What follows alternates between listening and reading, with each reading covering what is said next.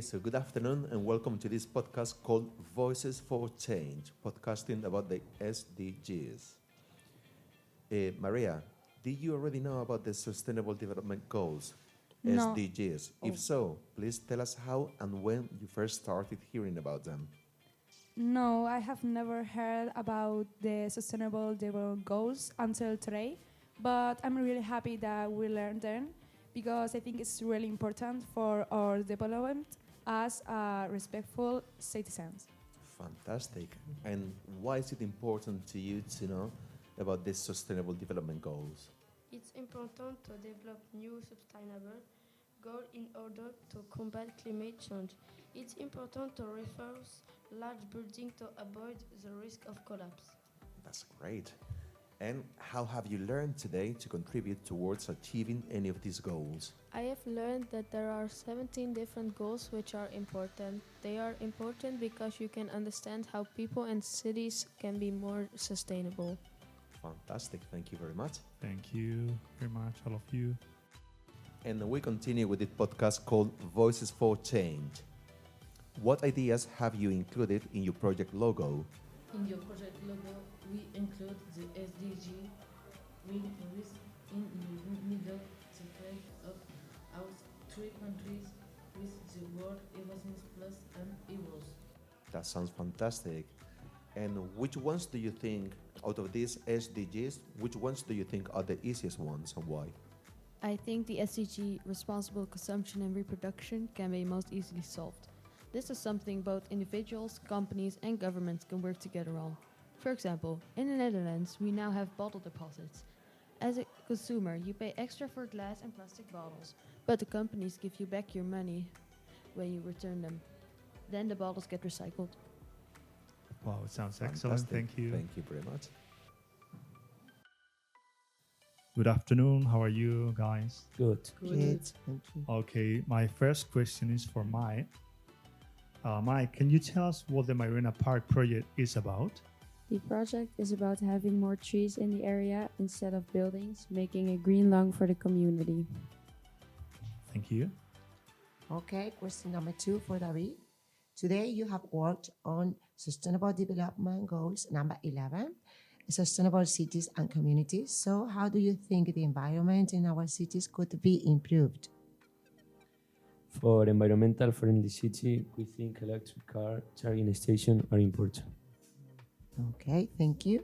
And finally, number 3, what workshops have you seen and taken part in at COM, that association? We made bag with print then and we saw a swap making workshop and sewing workshop. Okay. Thank you Thank very you. much, all of you. Okay, so what ideas can you think of to work on SDG 10, reducing inequalities? Everyone should have the opportunities to learn in school and get a job. Treat people how you want to be treated. People with different beliefs should respect each other. Excellent. You've also worked on SDG 13, climate action today. What activities have you done? We have been shown a video of the Marina Park project and we have visited the park afterwards. We have also answered a few questions what similar projects we have in our own cities or villages. And we have done a quiz about this topic and how our knowledge is about sustainability and also sustainability in Spain. Good job. Thank you. Excellent, well done. Okay, so what other SDGs have you worked on in this project and in which activity? I have worked in climate action because my friends and I saw the future projects in Marina Park and we love the lake. Excellent.